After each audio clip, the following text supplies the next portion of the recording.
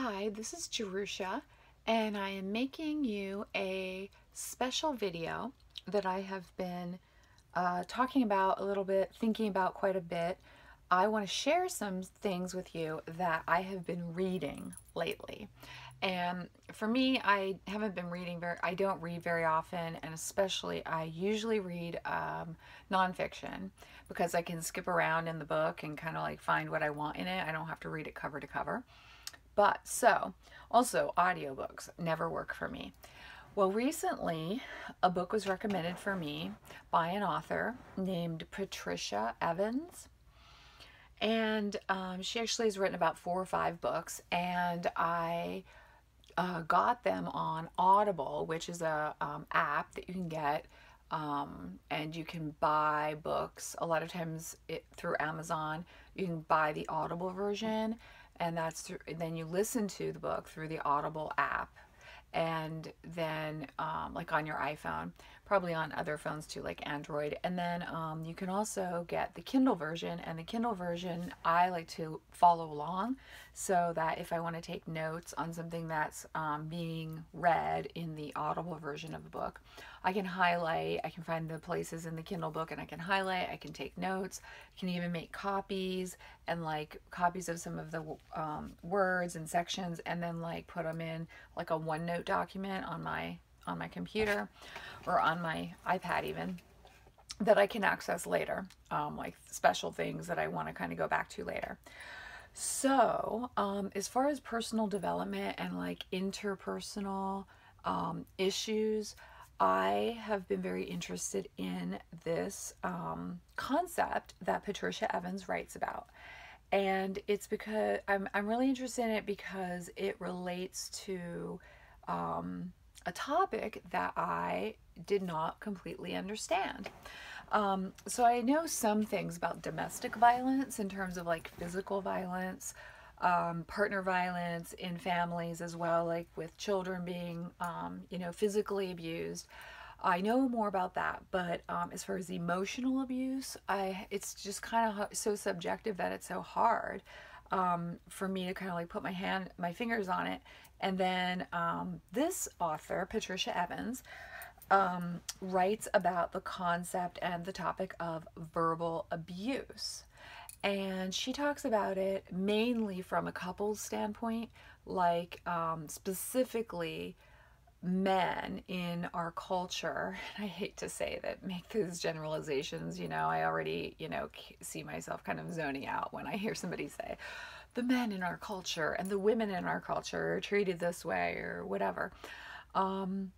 I think she makes a good point though. So it's kind of complicated. I'm definitely not going to get all into all of it on this video, but I wanted to put your attention on this. This is the first book, The Verbally Abusive Relationship by Patricia Evans, How to Recognize It and How to Respond. So I read this book second, even though it was the first one of hers that I was recommended. And the titles aren't exactly what she talks about. I mean, I know on at least one of the other books, she intended to have a title be different than it ended up being by her publisher. Here is the first book that I listened to. It really isn't showing up well here. It's The Verbally Abusive Man, Can He Change? A Woman's Guide to Deciding Whether to Stay or Go by Patricia Evans. So yes, it does answer, some of the questions of can this person change if they are emotionally or verbally abusive, sorry. She defines it very well, and that's kind of what I wanted to talk to you about, because it might not be like the situation specifically of a romantic relationship you're in, or it might have also been things that went on when you were being raised by your parents, and the way that they spoke to you was most likely, there was some things that most people were told as kids that fit into the category of verbally abusive statements. The problem is, if it can be a healthy childhood, but people say these things and they don't realize that, for one thing, like, it's not fair to define someone else and tell them who they are, what they are, kind of label them. And it goes into judgment, and then eventually we internalize these things as we grow up into like self-judgment. So one very common example is if you were ever told, especially by parents, but even by a partner, that you're too sensitive. Too sensitive. The most common statement that fits into verbal abuse, even really nice people doing it, might say to you as a kid or whatever, you're too sensitive. And that starts a chain of events in people's minds about how they're supposed to be regarding their emotions that they have. And it's invalidating. It's an invalidating statement. And when you're in a relationship with someone, with a parent or with a really close friend, even, or a romantic relationship, especially as a woman, you are probably more vulnerable to being told these things about you. And there are various reasons for it that have to do with culture, and not just the United States American culture, but also like pretty much worldwide, overall, like the way is to be like not showing your vulnerabilities, not showing your emotions. And it's just kind of a general thing when it comes to like people in control. So it's kind of hierarchical. I really like these books, and I hope that they help someone. I hope that some people out there are able to read books, because I have a hard time reading books, and unless I'm motivated. And so I listen to all these books on Audible version. Okay, so this is the second, or the first book I read, but the sort of the second in the series, I think. And then this next one, oh, this really isn't showing up for you. Okay, there we go. It's called Controlling People. Controlling People by Patricia Evans. And then underneath it says how to recognize, understand, and deal with people who try to control you. So, and then at the top it says great advice for how to stand up for yourself by Anne Rule, author of Every Breath You Take. Anyway, so this is another book that I haven't fully gotten through 100% of the Audible version of this one, because she's kind of like going at it from different angles as far as like defining this and I'm starting to understand it better, and also being able to pick out. I say things, even saying you're smart, oh, you're so smart, to your kid is a defining statement, and it's not the best way to say what you might want to say to them, because then they feel almost like there's a condition there on them. Like, what if they don't feel smart? What if they're not really doing well? Does that mean they're not smart? Stuff like that you're labeling them.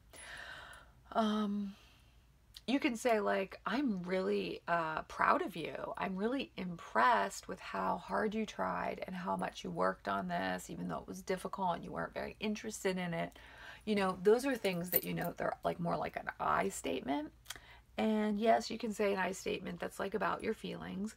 And you can also say an I statement that's like just labeling yourself, like saying, I'm pretty intelligent, maybe. I am, even when people give each other compliments, it goes down to that. Like, it can actually have a controlling influence on you when someone says, gosh, you're so attractive, or gosh, you're so thin. Oh, how do you do it? You're so thin. Oh, that can be sort of there's a controlling element of it, even without intent. Like I don't like to get hung up on whether somebody intended to be controlling or not. This is something that I just wrote down because I looked up on YouTube. I looked at Patricia Evans, and one of her videos, in it she says, and this is kind of summarizing, I just wrote it down from my memory, so it might not be exactly the words, but she said that, regarding her book on controlling people, she said, what is going on in the minds of people who indulge in verbal abuse? Because so it talks about, yes, she tells us what is going on in the minds of people who indulge in verbal abuse, because most of them don't see themselves as controlling.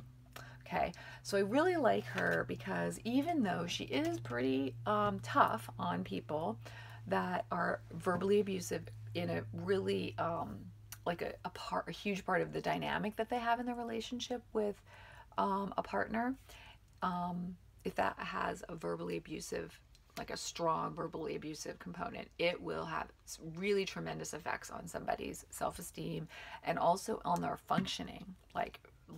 They will have a lot of trouble in their life as it goes on. And so it's not just like, were you told something by someone that was defining you, and then therefore like it was somewhat controlling in some way, because no one can possibly know you, what you're thinking, what your intents were. Someone can say, you're making me mad, or you made me mad. Well, that is kind of like defining you, and that's defining it on you instead of, I'm feeling really mad right now. I'm starting to get mad and maybe we should take a break. It's like accusations, any kind of accusations, and just like becoming more aware of how you speak to people.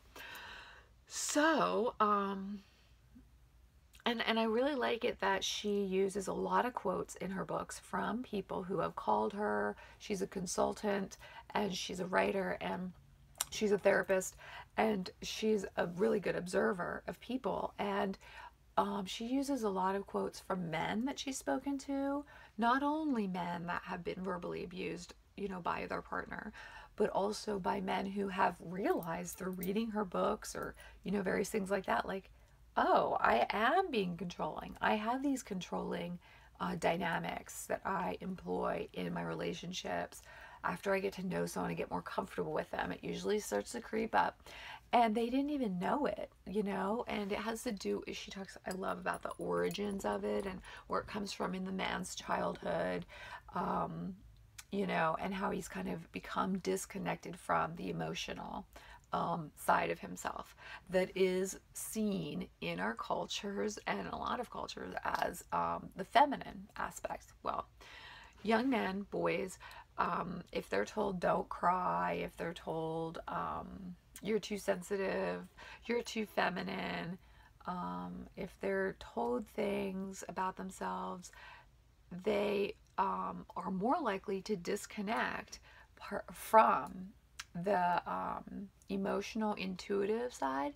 So when they disconnect, because it seems like it's not acceptable, they are not able to live that part of themselves.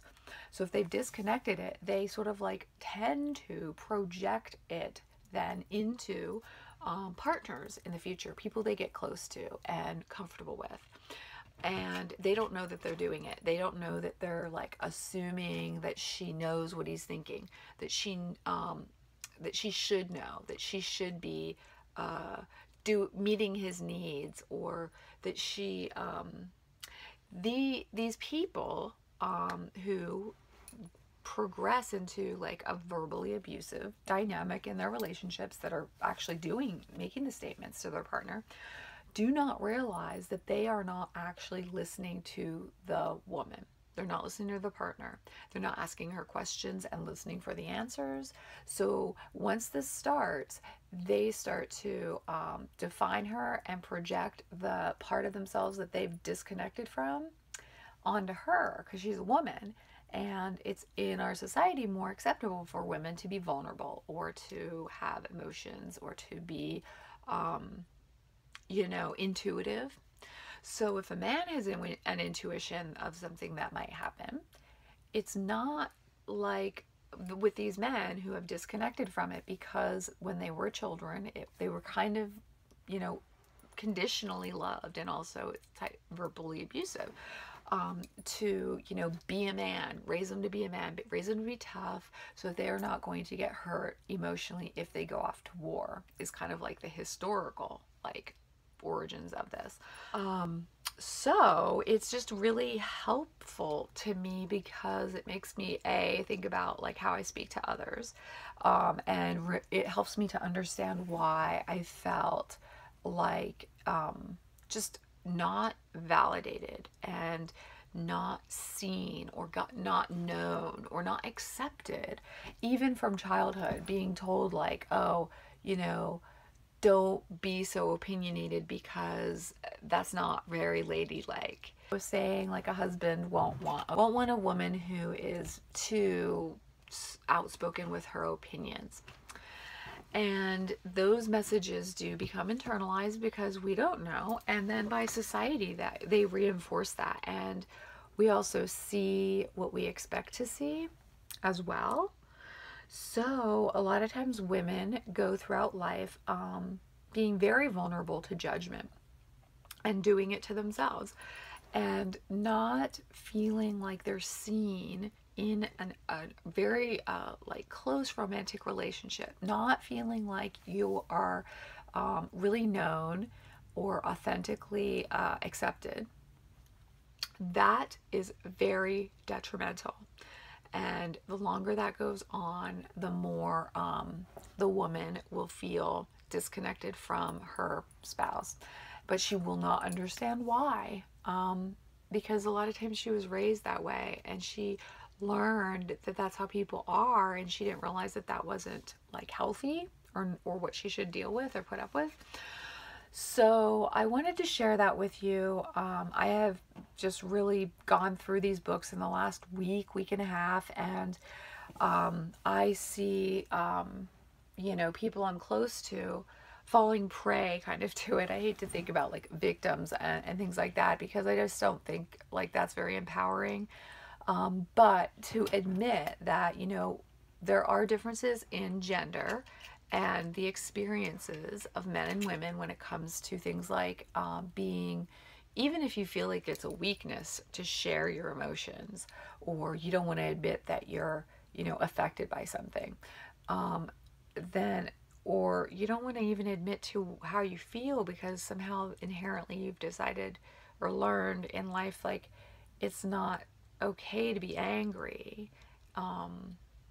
It's not okay to admit to my feelings of anger or being upset.